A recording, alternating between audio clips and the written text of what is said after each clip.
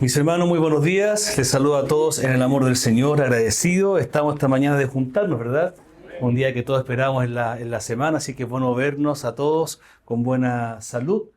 Espero, ¿no es cierto? Bienvenida, hermana Teresa, de vuelta. Habíamos echado de menos de forma sincera. La echamos de menos de verdad, así que gracias, Señor, por verle. Bueno, orando los unos por los otros, hermano Pedro, que tampoco lo veo, así que esperamos que esté todo bien. Hermano, estoy agradecido porque, bueno, esta mañana me toca enseñar esta primera parte, que son 45 minutos, y que pido por favor que me pongan el tiempo.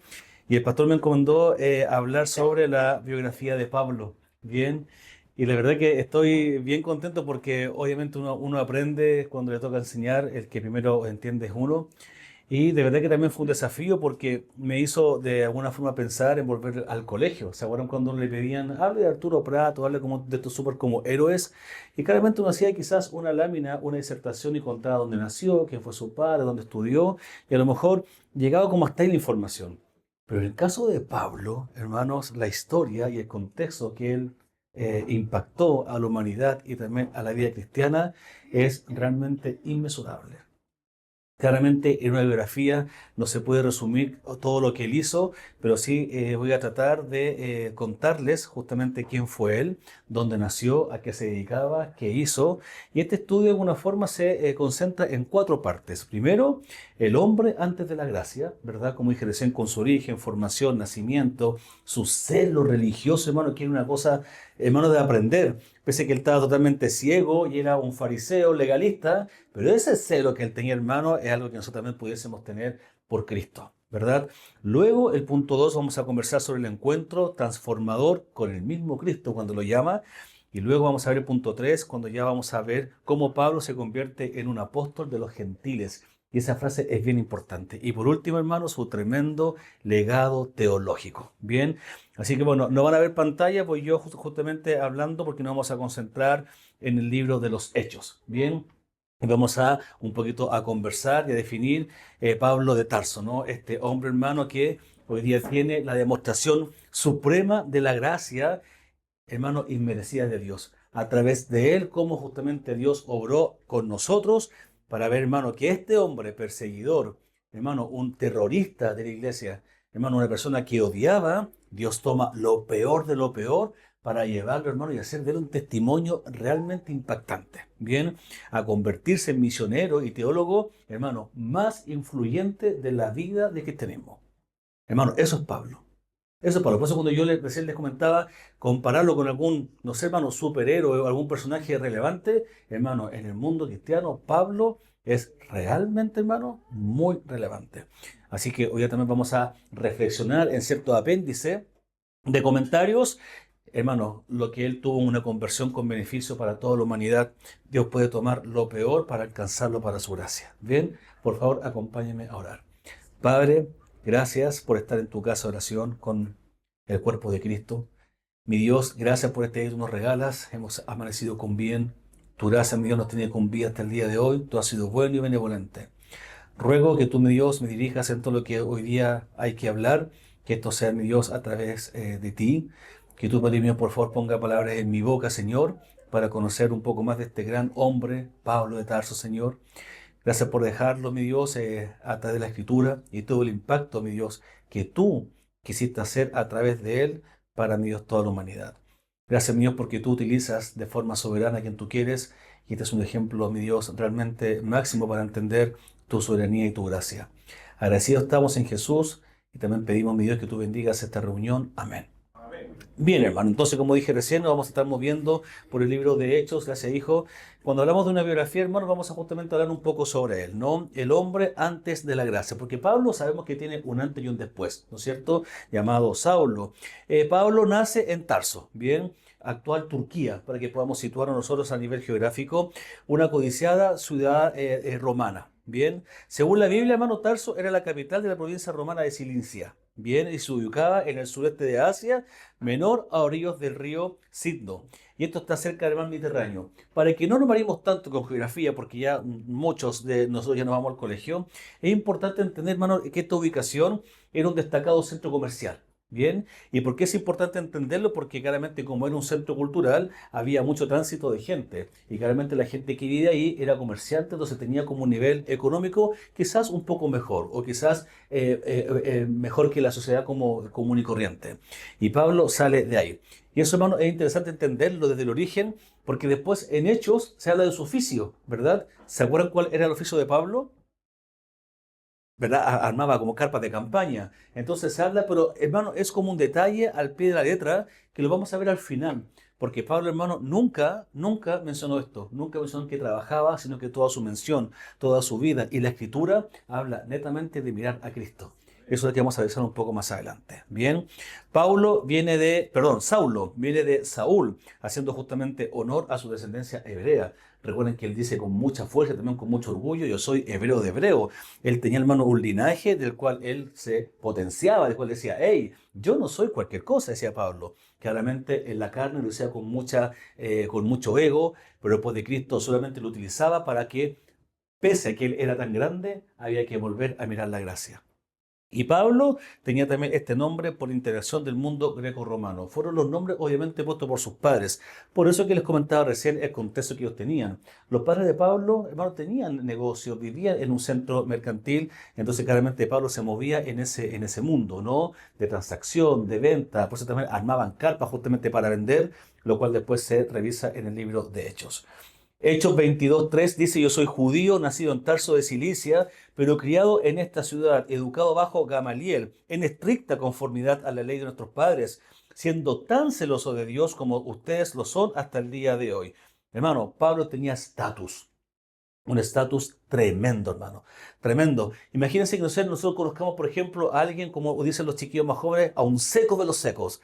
Alguien en cualquier tema. Acá está, por ejemplo, no sé, pues, el más seco para construcción. Acá está quizás el conductor más importante. Hermano, en relación a lo que Pablo era el conocimiento, él era, hermano, justamente un seco, como ya podríamos decirlo, para que también me entiendan los más jóvenes. Hermano, Pablo tenía este estatus y justamente él se gloriaba de eso. Hermano, pero este estatus en conocimiento también lo tenía en su corazón con un celo profundo a lo que él creía. ¿Y qué él creía él? La ley mosaica. Él creía que estando paz con Dios era a través de la ley. Y eso, hermano, él lo defendía, pero con tanta fuerza, que cualquier cosa que estuviese fuera de él, hermano, él lo rechazaba de forma absoluta. Romanos 11:1 dice, digo entonces, ¿acaso ha desechado Dios a su pueblo? De ningún modo, porque yo también soy israelita, descendiente de Abraham, de la tribu de Benjamín. Entonces, cuando decíamos de este estatus, él justamente decía, hey, yo no vengo de cualquier parte, yo soy hebreo, soy israelita, vengo de la tribu de Benjamín. Claramente, hermanos, en este contexto tenemos que hablar justamente de hablar del linaje y no porque estaban tan cerca. Hay diferencia de casi 1500 años entre Benjamín y el nacimiento de Pablo. Entonces, por eso que él habla de que es como que yo dijera, no sé, estoy inventando algo como muy al azar. Yo soy, no sé, pues yo vengo de Arturo Prat, por ejemplo. Estamos hablando de años para atrás, importante. Entonces, es lo que justamente Pablo quería decir hasta acá.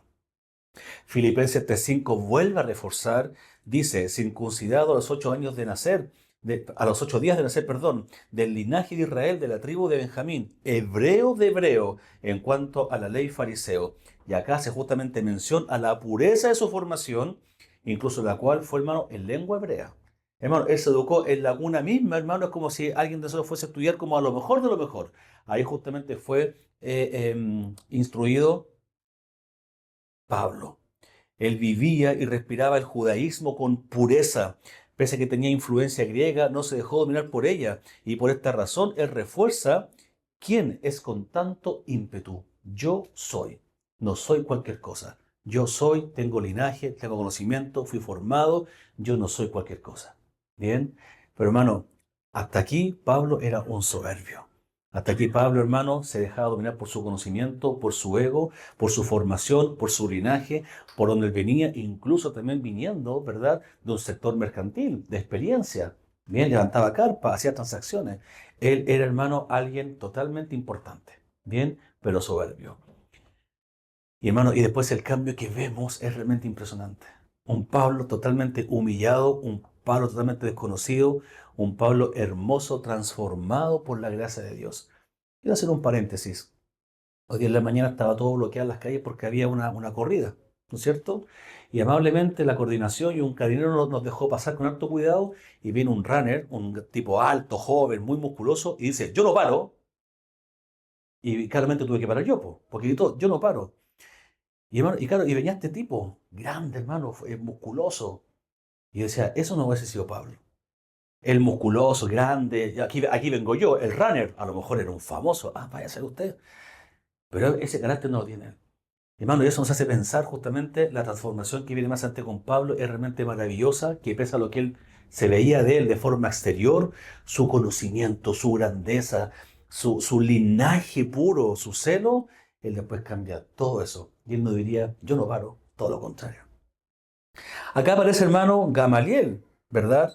Vemos justamente que aquí en los textos que leímos recién, él era un celoso religioso. Desde niño memorizó las escrituras al pie de la letra. Él decía que memorizaba, hermano. Yo creo que la Torá, él se la sabía de pe a pa. La sabía completa. Para él era también su guía de vida. En su crecimiento, su formación teológica y tradicional judía estuvo a cargo de Gamaliel. Recuerden que los niños, ¿verdad? Los israelitas después de 12 años ya comenzaban a estudiar y estaban con los ancianos, ¿no? Y acá también vemos un paréntesis, hermano, con Gamaliel, o alguien importante también dentro de la vida, se parece, ¿verdad?, en algunos contextos, el Nuevo Testamento. Y Gamaliel era un rabino, hermano, pero un rabino sumamente respetado en el Sanedrín. Gamaliel era Gamaliel. Y de hecho, dice la historia, un poco por el contexto, que Gamaliel solamente tomaba alumnos brillantes. Era como que uno estudiaba concepto con alguien totalmente importante y él seleccionaba con quién estudiar, a quién formar. Y ahí justamente entra Pablo. Entonces, alguien respetado en el Consejo de los Ancianos y alguien, ¿no es cierto?, que justamente formó a Pablo de manera celosa en el apego a la ley mosaica. Bien, ahí estaba el centro del estudio de los judíos, ley mosaica, ¿no?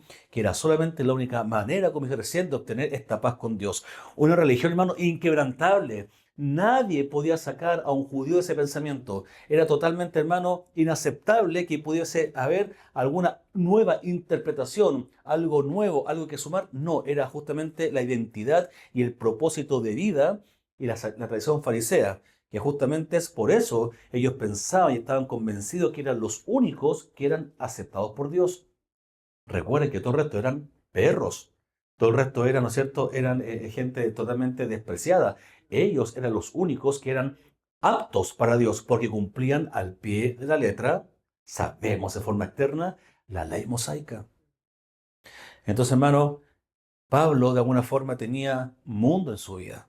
Era un judío criado con toda la modernidad del mundo griego, la cual era una combinación particular en donde él se movía perfecto. Por eso que él era alguien importante. Tenía habla, tenía cultura, venía de un país mercantil, tenía conocimiento. Entonces, hermano, Pablo era alguien que se sentaba quizás en la mesa y uno decía, oye, pero qué hombre más culto. Esa gente que habla de corrido, que tiene tema, ¿verdad? Que de todo lo sabe. Bueno, Pablo era esto. Pero aquí entramos en tierra derecha justamente a ver la parte en donde está la transformación, porque Pablo era un perseguidor. Bien, varios estudios, ¿verdad? De John MacArthur, por ejemplo, dice que él era un terrorista religioso. Hermano, Pablo creía falsamente que al hostigar y arrestar a los primeros cristianos defendía la pureza de la fe con la cual que él creía, ¿verdad? Y hermano, y acá hay que comenzar un poco a entender a Pablo, de alguna forma. Porque es como cuando usted, por ejemplo, se pone celoso cuando usted le dicen, no, si lo que tú creís como, ¿qué? Son tonteras. Uno también se pone celoso. Pero hermano, el celo de Pablo era para matar. Era como si alguien de ustedes se levantara aquí y dijera, no, pero lo que usted cree es pura mentira. A lo mejor eso diríamos, ya, dejo de lado tu amistad, nunca más te llamo. Los más jóvenes a lo mejor se bloquean de redes sociales. Pero Pablo, hermano, iba a matar a estas personas con un celo, hermano, realmente terrorífico. Pablo tenía odio a los cristianos. Pablo, hermano, tenía, ¿no es cierto?, estaba cegado para justamente eliminar en base a su legalismo. La narrativa de Lucas en los Hechos, en los capítulos 9, 21, 22 y 26, dice que Pablo rechazaba el Evangelio de manera absoluta y con todo su ser. Era un perseguidor implacable, hermano, no le importaba si la mujer estaba embarazada, si el hombre estaba cojo, si era pobre o rico, daba exactamente lo mismo. El tema era matar, el tema era arrestar. ¿no? Con su convicción de defender la pureza de su fe hebrea, la fe farisea, con un fuego realmente único. Él tenía un odio al Evangelio. Un odio. ¿Por qué, hermano? Porque justamente él, teniendo súper claro la ley mosaica, ¿verdad? Y que también la salvación, o en realidad la paz con Dios, era a través de las obras, y que justamente anduvieran unos perros, ¿verdad? Hablando que la salvación era a través de un Jesús de Nazareno, carpintero, más encima colgado en un madero, hermano, para él era una burla. Él, conociendo la Torá, en Deuteronomios 21-23 dice, pues el colgado es un maldito de Dios. Entonces, ¿cómo veía Pablo a Cristo como un maldito? Estaban rajando la fe en Dios a un hombre, a un humano que había muerto recién. Entonces, hermano, Pablo ardía de rabia. Para él era una blasfemia, ¿no? Y hermano, ¿y qué pasaba? Que ya se estaba escuchando del crecimiento de esta blasfemia, ¿verdad? Cuando en Hechos se hablaba de que se fueron salvados 3.000, después 5.000, hermano, para Pablo esto era una plaga y había que terminarla por el celo que él tenía, ¿no es cierto?, por Dios. Estos cristianos, perdón la palabra, desgraciados, están blasfemando contra Dios. Hay que matarlos, hay que matarlos. Y el hermano se organiza, ¿ven? El hermano hace planes, hermano, y da su vida para perseguir a los cristianos. Hechos 8:3 dice, pero Saulo hacía estragos en la iglesia, entrando de casa en casa y arrastrando a hombres y mujeres, los llevaba a la cárcel. Hermano, imagínense, estamos aquí nosotros en nuestra reunión cantando al Señor y entra alguien y toma a todas las mujeres, hermano, amarradas y se las lleva, pum, para la cárcel. Imagínense, hermano, el escándalo. Los niños, los esposos, los ancianos. No, tiene que haber sido muy terrible eso. Terrible. Hermano, nosotros a veces sentimos aquí un balazo y ya estamos todos medio como tiritones, ¿no? A veces, no sé, vemos que pasa un auto rápido con música fuerte, estamos todos así como atentos y los varones se paran un poco afuera a mirar la puerta. Hermano, la iglesia estaba totalmente temerosa porque podía venir Pablo o también, ¿no es cierto?, los que trabajaban con él. Hechos 9:1 y 2 dice, Saulo, respirando todavía amenazas y muerte contra los discípulos del Señor, fue al sumo sacerdote y le pidió cartas para las sinagogas de Damasco, para que si encontraba alguno que pertenecieran al camino, tanto hombres como mujeres los pudiera llevar atados a Jerusalén. Hermano, y aquí profundicé cuando dice, Saulo respirando todavía amenaza. Cuando uno tiene odio y rabia, ¿qué hace? Lo voy a matar.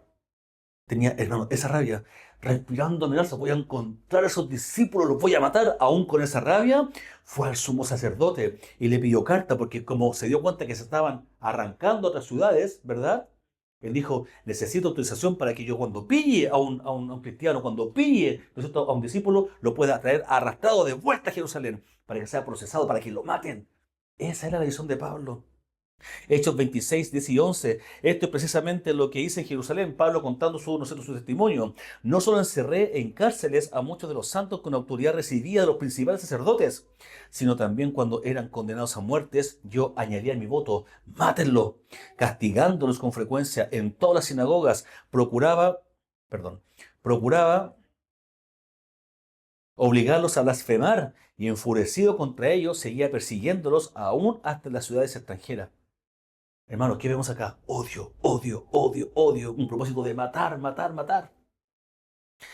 La determinación justamente de Pablo, hermano, era exterminar todo aquel que seguía a Jesús. Entonces, hermano, claramente todo este poder de conocimiento, fuerza, influencia que tenía, ¿no es cierto?, Pablo, la usó justamente para ir en contra del mismo Dios. Hermano, hasta que él tiene el encuentro transformador con Cristo, que es el punto número 2. Entonces, ahora, haciendo como esta biografía, sabemos quién es, dónde nació, por qué se llamaba, por qué decía que tanto sabía. Hermano, solamente el hecho de tener como ese conocimiento sin saber lo que hizo, ya era alguien admirable. Era alguien que tenía mucho conocimiento, alguien importante.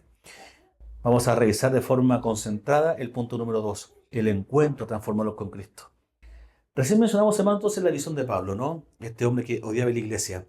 Y el hermano, como ya sabía que los cristianos estaban arrancando a otras ciudades, él justamente hace un plan, hace una misión, ¿verdad?, apoyada, ¿verdad?, por los sumos sacerdotes para que le dieran carta de aprobación para traer justamente a esos cristianos de vuelta y que fuesen procesados. En esto entonces justamente cuando Pablo va hacia camino a Damasco, y ahí nosotros ya comenzamos a recordarnos, a ver un poco la historia. Y cuando va camino a Damasco, entonces, hermano, para justamente perseguir con sus caballos, con sus hombres, es justamente donde pasa lo que ya conocemos. Camino a Damasco, mientras se dirigía a apresar a creyentes, experimentó un encuentro radical con el mismo Jesucristo. Entonces, hermano, ahí cuando yo recién le comentaba que Pablo pudiésemos como tomarlo como a la altura de hombres importantes, de un Moisés, de un Aarón, de un Josué. Pablo es como un instrumento importante como más de la nueva era. Hermano, el mismo Jesús habló con él. Entonces, hermano, es tan impactante después entender justamente todo lo que hizo Pablo y en base a cómo Dios lo hizo, nos muestra la gracia del Señor. Insisto con eso porque, hermano, y me estoy adelantando, pero Pablo, siendo un terrorista de la iglesia, aún así Dios lo miró. Pablo, teniendo tanto conocimiento, Dios lo llevó hacia él con su soberanía, con su plan. Hermano, es realmente maravilloso. Hechos 9, del 1 al 9, justamente habla de este camino hacia Damasco, pero ¿saben qué? Les pido que por favor me acompañen a Hechos 22, porque en el capítulo 26, Hechos 26, del 2 al 18, está más relatado, bien Pablo hablando a Agripa, está más relatado lo que sucedió y hay mucho más riqueza en los detalles. Así que les voy a leer, hermano, de forma textual, Hechos 26, del 12 al 18. Ocupado en esto, cuando iba para Damasco, con autoridad y comisión de los principales sacerdotes, al mediodía, oh rey, yendo de camino, vi una luz procedente del cielo más brillante que el sol, que resplandecía alrededor mío y de los que viajaban conmigo. Después que todos caímos al suelo, oí una voz que me decía en el idioma hebreo: Saulo, Saulo, ¿por qué me persigues? Dura cosa te es dar coces contra el aguijón. Yo entonces dije: ¿Quién eres, Señor? Y el Señor dijo: Yo soy Jesús, a quien tú persigues. Pero levántate y ponte en pie, porque te ha aparecido con el fin de designarte como ministro y testigo no solo de las cosas que has visto, sino también de aquellas que me apareceré a ti. Te rescataré del pueblo judío y los gentiles a los cuales yo te envío, para que les abras sus ojos, a fin de que se conviertan de las tinieblas a la luz y del dominio de Satanás a Dios, para que reciban por la fe en mí al perdón de pecados y herencia entre los que han sido santificados. Hermano, y acá hay que ser también un poco más. De alguna forma lo que le invito es que su imaginación comience a ver como una especie de película. ¿Mm? Porque Pablo, con su rabia, con este respiro de odio, ¿no? Para matar a los cristianos, pasan dos cosas importantes acá, hermano. Ya sabemos que se cayó del caballo, ya sabemos que hubo una luz, pero hermano, hay tres detalles importantes acá. Primero, la palabra resplandeció. Hermano, esto es una luz potente, una luz fuerte que dice que lo envolvió a su alrededor. No fue una señalética como la que yo tenía hoy día, ¿no es cierto?, con estas cositas de pare, detenga o un semáforo, sino que fue, hermano, una luz potente que lo encandiló y lo botó al suelo. Y en este relato, que no está en Hechos 9, dice que fue cerca del mediodía. La hora con exactitud no está, porque claramente ustedes saben de que se fraccionaban las horas distintas con los judíos, pero aún había luz. Por eso que dice más fuerte que el sol. Entonces, hermano, yo creo que fue una cosa realmente impresionante. Fue una luz que él vio, no pudo ver, que lo dejó ciego 3 días, como saben, y lo botó al suelo. Y en este mismo acto, él dice: oyó una voz. Y hermano, si fue la voz de Dios, yo no creo que le haya dicho: Pablo, Pablo, oye, Pablo. No, fue un grito, que no lo voy a hacer porque bebé, fue un grito estremecedor, impactante, la voz gloriosa del mismo Dios, de Jesús pronunciada en los cielos, hablándole directamente a él, tirado en el suelo, ciego, encandilado, sin entender nada de lo que estaba pasando. Pero Pablo, hermano, pregunta porque él sabía que era Dios. En el versículo 5 dice: Pablo sabía que era el mismo Dios. ¿Quién eres? Señor, le pregunta con mayúsculas. Sabía que era alguien supremo, ¿no? Pablo dijo: ¿Qué pasa acá? ¿Quién? No, Pablo sabía que como estaban pasando las cosas, Pablo sabía que era el mismo Señor. Hermano, y acá hay un llamado de gracia, porque el Señor le dice: levántate, ve a la ciudad y sabrás qué hacer. Hermano, y aquí hay una transformación, hermano, y aquí también hay que colocar atención a varias cosas, porque Pablo estuvo en el versículo 9 3 días sin comer. Hermano, Pablo estaba en shock.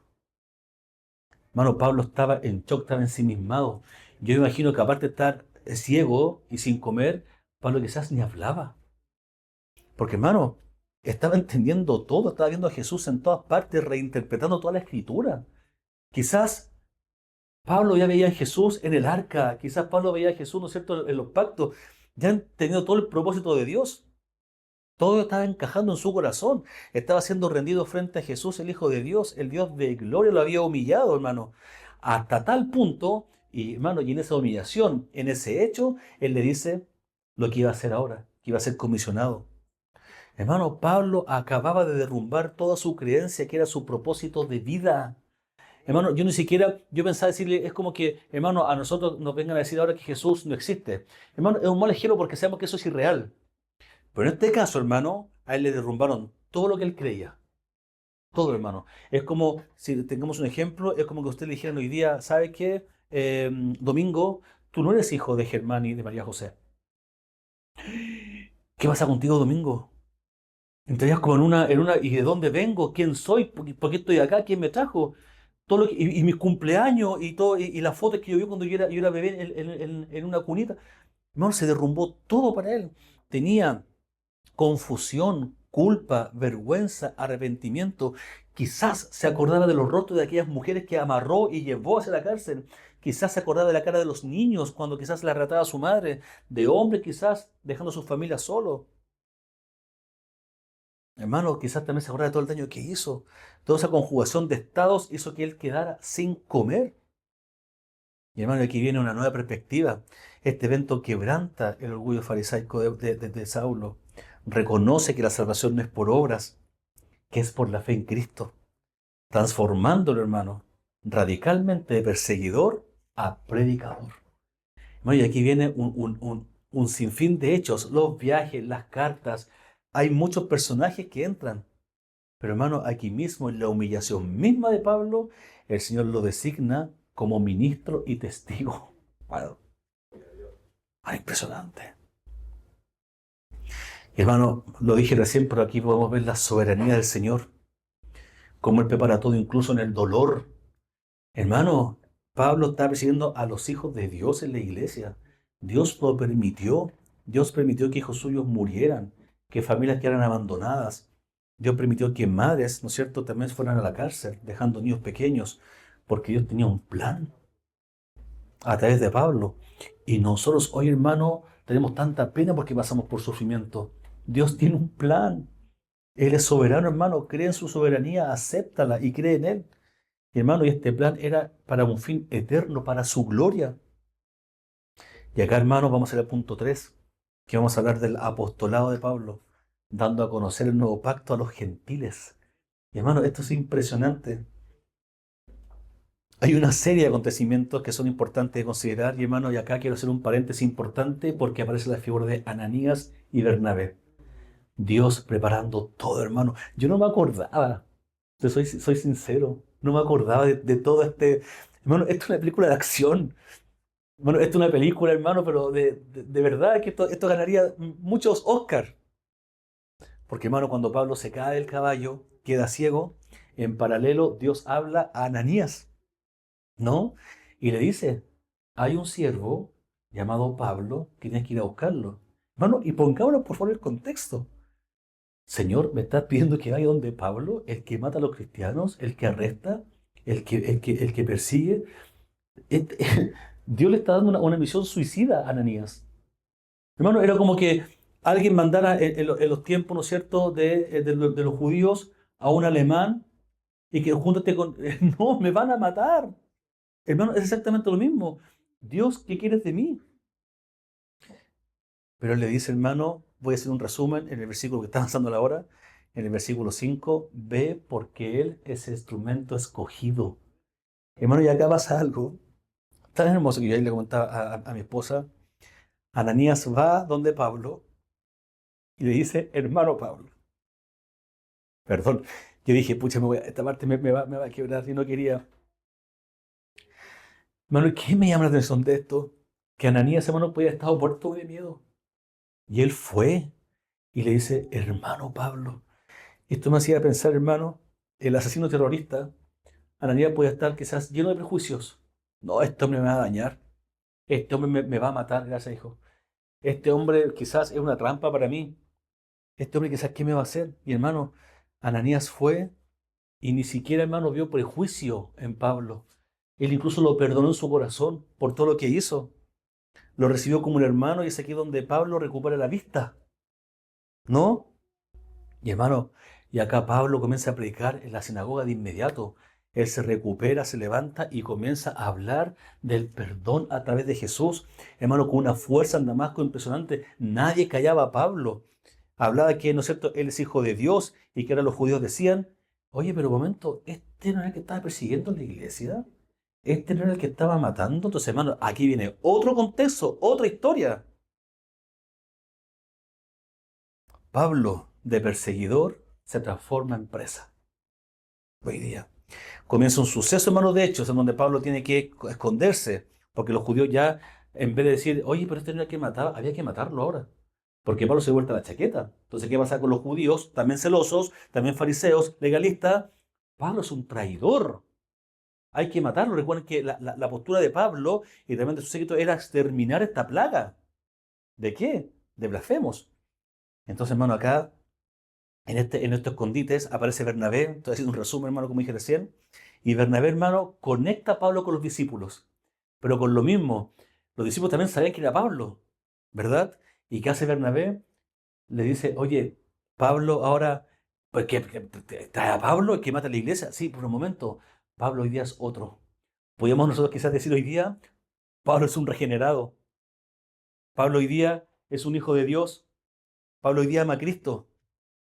Y hermano, entonces Bernabé acompaña a Pablo y los presenta y justamente los conecta. Y aquí también pasa algo hermoso, Pablo, porque, hermano, porque Pablo ahí ya es parte de los discípulos y justo claramente se comenzaron a amar, a estudiar, ¿no? Y ellos también lo llaman el hermano Pablo, para que no temieran. Los discípulos lo cuidan, los judíos quieren matarlo. Y aquí comienzan los viajes de Pablo, ¿no? Justamente escondiéndose, entre comillas, o sea, escondiéndose para que no lo mataran, pero él predicando con una fuerza impresionante. ¿Mm? Y acá, hermano, podemos también tener que él estaba creciendo. Decía que se estaban gozando en paz, edificándose y andando en el temor del Señor juntos, creciendo en el Espíritu y siendo fortalecidos. Hermano, esto es la iglesia. Es el propósito justamente del Evangelio. Pablo no andaba solo porque sí. Andaba junto con los discípulos, aprendiendo, fortaleciendo. El versículo 19 de Hechos 9 dice, estuvo con los discípulos siendo formado, siendo parte de una iglesia, siendo parte del cuerpo de Cristo, demostrando que él era parte justamente de Cristo. Hermano, y esto es una reflexión tremenda para nosotros y justamente está alineado con lo que estamos, ¿verdad?, aprendiendo en Corintios. La importancia del cuerpo de Cristo y de la iglesia. Nosotros no somos miembros solos. Pablo ya entendió que era, ¿no es cierto?, un brazo, un pie, algo del cuerpo. Y que tienen que estar juntos los discípulos para aprender, para fortalecerse, para estar en coyuntura. Hermano, luego de esto aparecen más personajes como Cornelio, Pedro, Timoteo, varios viajes en el mismo contexto. Pablo predicando a Cristo, siendo perseguido, confrontando a los judíos, pero escuchado por los gentiles. Porque iba donde estaban los gentiles. ¿Verdad? Ahí estaba como ahora su nueva misión. Hermano, Pablo comienza a sufrir por el Evangelio. Un sufrimiento constante, incluyendo naufragios, azotes, prisiones y traiciones. Todo ello, hermano, abrazado con gozo por amor a Cristo. ¿Mm? Hechos 20:24, y se los quiero leer. Hechos 20:24, dice así. Pero en ninguna manera estimo mi vida como valiosa para mí mismo, a fin de poder terminar mi carrera y el ministerio que recibí del Señor Jesús, para dar testimonio solemnemente del Evangelio de la gracia de Dios. Estando en Hechos, ya hermanos comenzamos a ver el carácter sumiso, entregado, abnegado de Pablo hacia Cristo. Que es mucho más evidente quizás en las cartas más adelante, ¿no? En Corinto lo vemos harto. Pero acá ya Pablo comenzaba ya a entender que su vida no valía nada. Filipenses 1:21 dice Pablo, para mí el vivir es Cristo y el morir es ganancia, como una declaración de lo que él era. Entonces, hermano, por eso es que me interesaba también ver y hacer tanto hinco y énfasis en el celo que él tenía en cuanto al judaísmo, en el celo que él tenía, ¿verdad?, por la Torá, por lo que él conocía. Hermano, ahora hay una vuelta que solamente Cristo la puede hacer a través de su gracia, ¿no? Hermano, y insisto, y de verdad quiero detenerme en el punto de Ananías. Hermano, hace falta más Ananías y Bernabé en las iglesias. Gente que acoja, gente que diga, te presento a mi hermano, mira. Claro, yo tampoco puedo contar la historia de mi hermano, pues, ¿no es cierto? Tampoco me la sé, pero yo tampoco puedo decir, oye, mi hermano era aquí, era allá. Pero sí, hermano, conectar, presentar, decir, él también ama al Señor como tú, ¿verdad? Hermano, bienvenido, yo sé lo que estás pasando. Yo también salí de una iglesia. Es doloroso. Más Ananías, más Bernabé, más obediencia, más conexión, más coyuntura. Y hermano, y con esto, teniendo ya que tuvo este reencuentro con Cristo, vamos a revisar su legado teológico, que es el punto número 4. Pablo nos muestra una vida totalmente consagrada al Señor, lo sabemos, ¿no? Llena del Espíritu Santo, con un amor totalmente entregado a Cristo, lo cual vive a través de un solo propósito de vida. ¿Cuál era? Mostrar a Jesús. Hermano, en cualquier hora, en cualquier contexto, lloviendo, con frío, con sol, con hambre, con pobreza, en cualquier contexto, Pablo tenía esa, hermano, era como una necesidad de presentar a Cristo. No era como que nos juntamos solamente de día, no, después ya no, pues después ya es mi tiempo. No, hermano, Pablo, su vida giraba en torno a Cristo. No, era impresionante. No le importaba nada a este hombre. Nada. Hasta el punto que se quedó solo. Él no quería compromisos de nada, de hijo, nada, porque quería servir a Cristo al 100%. Bueno, una entrega que hoy día uno no ve. Pablo, bajo la impresión del Espíritu Santo, escribió 13 epístolas fundamentales para la doctrina, desde Romanos hasta Filemón. Hermano, 13 epístolas, hermano. Por eso es que el impacto que tiene Pablo en la iglesia es realmente tremendo. Tremendo, hermano. Inmesurable. No hay otro hombre que haya escrito tantos libros para la Biblia, que haya quedado ahí. La inspiración de Cristo a través de Pablo, hermano, es impresionante. Su carta impone, hermano, de manera profunda temas como la justificación por la fe, la gracia inmerecida, la soberanía absoluta de Dios en la salvación, entre otros temas que vamos a revisar luego para así tener como una concentración. Pero hermano, aquí también se ve que Pablo tuvo un ministerio incansable. Dedicó su vida a llevar el Evangelio al imperio romano, plantando iglesias en lugares como Efeso, Corinto y Tesalónica, centrado en la gracia, la dedicación a la defensa y proclamación exclusiva de Cristo en el Evangelio. Todo ese celo que él tomó, hermano, lo transfirió ahora a Cristo. Hermano, y que es necesario, ¿sabe qué es un punto importante? Que es necesario el conocimiento, hermano. Porque, hermano, con conocimiento uno puede presentar defensa. Con conocimiento, él conocía la Torá perfecta. Y por eso conoció la Torá, él hizo todo lo que hizo. Pero después, hermano, esa Torá, él entiende justamente el propósito divino del Señor de la Gracia y lo transfiere hacia allá, hacia el Evangelio, hacia el perdón de pecados a través de Cristo. Pero su conocimiento de base, hermano, él lo pudo transformar. Bueno, y eso me llama la atención porque ¿cómo está nuestro conocimiento el día de hoy para presentar justamente defensa? El Evangelio, hermano, perdón, hay 4 puntos que incluyen justamente la vida central y los mensajes de Pablo, y se los quiero mencionar rápido porque ya se me está acabando el tiempo. Primero, el Evangelio como corazón de su mensaje. El Evangelio, y sabemos, ¿no? Muerte, sepultura y resurrección de Jesús. Pablo se enfoca en que Cristo murió por nuestras transgresiones y resucitó para nuestra justificación, siendo la cruz su único motivo de gloria. Único. Versículos claves, 1 Corintios 2:2, porque nada me propuse saber entre ustedes excepto a Jesucristo y este crucificado. Pablo no le importaba de dónde usted venía, cuánto ganaba, si era gordo o flaco, cuánto pesaba, si usted usaba crema hidratante, le daba exactamente lo mismo. Pablo lo único que era justamente era presentar a Jesucristo. Gálatas 6:14 dice, pero jamás acontezca que yo me gloríe, sino en la cruz de nuestro Señor Jesucristo, por el cual el mundo ha sido crucificado para mí y yo para el mundo, hermano, una vida entregada. Dos, Pablo en sus epístolas habla también de la defensa y la confirmación en la doctrina. Pablo fue un celoso guardián de la pureza del mensaje, hermano. La pureza del mensaje.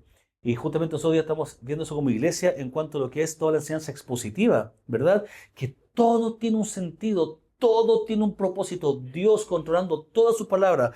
Pablo siendo celoso, escuchando atentamente, inspirado a través del Señor, del Espíritu Santo, para que no se equivocara en nada, para transferir. No negociaba la verdad ni callaba ante el error, consideraba una necesidad impuesta proteger el Evangelio de cualquier distorsión o herejía. Incluso, hermano, como lo hemos visto en Corinto, implicaba incluso reprender públicamente a la iglesia. Públicamente, hermano. Nada de cosa. Ese era Pablo. Pero hoy día vemos cuando el pastor nos dice algo y ¿qué se mete? ¿Y usted hizo esto? ¿Y por qué me llamó la atención del púlpito? ¿Y por qué dijo esto? ¿Usted pensaba de mí? ¿Usted me está encarando? ¿Usted qué se cree? Hermano, Pablo lo hacía. ¿Por qué? Por defender la doctrina de la iglesia. Filipenses 1:17 dice, aquellos proclaman a Cristo por ambición personal, no con sinceridad, pensando causarme angustia en mis prisiones. Gálatas 1:8 dice, pero si aún nosotros o un ángel del cielo les anunciara otro evangelio contrario al que les hemos anunciado, ¿qué es? Lo sabemos, anatema, ¿verdad? ¡Ah! Tajante, tajante, hermano. Y tal vez lo vimos, gracias Señor, en el libro, en Gálatas, cuando estudiamos juntos hace unos meses atrás. 3, pasión por el avance misionero y la iglesia. Su misión no solo era plantar iglesias, sino instruirlas, madurarlas, ya que su amor por Cristo estaba intrínsecamente ligado al amor por la iglesia. Lo hemos visto, el cuerpo, ¿no? El cuerpo, la coyuntura, todos juntos. El Espíritu Santo usaba sus enseñanzas para persuadir y transformar a los creyentes. Hermano, que esta palabra me encanta porque Pablo no fue impositivo, no dijo, usted tiene que hacer esto. Él persuadió, él anunció. ¿Por qué? Porque él confiaba que Cristo estaba haciendo cambios en los corazones. Él anunciaba, él contaba, él daba información, ¿no? Pero justamente empujando a que los hermanos dijeran, yo me consagro al Señor, entrego mi vida a Él. Versículos claves Romanos 1:5, es por medio de Él que hemos recibido la gracia y el apostolado para promover la obediencia a la fe entre los gentiles, por amor a su nombre. Efesios 3:8, a mí, que soy menos que el más pequeño de todos los santos, se me concedió esta gracia, anunciar a los gentiles las inescrutables riquezas de Cristo. Hermano, Pablo era Cristo, Cristo, Cristo, Cristo, Cristo, nada más. Cuarto, sufrimiento gozoso y dependencia de la gracia. Pablo, hermano, demostró ser un siervo fiel, lo cual conlleva padecer persecución. Él la vivió, hermano, persecución. Vemos nosotros justamente después en los libros, en Timoteo, ¿verdad? Preso, rechazo, debilidad física. Debilidad física, además estaba cansado este hombre. Viajar de día y de noche. Que bote, que caballo y que caminata. Falta de comida. Tenía frío. Tráeme la manta. ¿Saben qué dice? Mi hermano, esto todo lo hacía porque sabía que el poder de Cristo se estaba perfeccionando en su flaqueza, en su debilidad. Segunda de Corintios 12:9 dice, Él me ha dicho, te basta mi gracia, pues mi poder se perfecciona en la debilidad, por tanto con muchísimo gusto me gloriaré más bien en mis debilidades para que el poder de Cristo more en mí. Hermano, tremenda lección para nosotros en nuestra flaqueza. Segunda de Corintios 11:25-27, 3 veces he sido golpeado con varas, una vez fui apedreado, 3 veces naufragué y he pasado una noche y un día en lo profundo. Versículo 26, con frecuencia en viajes, en peligros de ríos, peligros de salteadores, peligro de mis compatriotas, porque están rechazando, recuerden, traicionando, peligro entre falsos hermanos, en trabajos y fatigas, en muchas noches de desvelo, en hambre y sed, con frecuencia sin comida, en frío y desnudez. ¿Quién ha pasado eso de nosotros? No, nadie. Yo sin trabajo, hermano, ya me creo que ya soy lo peor ya. Yo sin trabajo, hermano, creo que ya estoy, pero ya como que ya estoy en los huesos. Hermanos, así somos nosotros.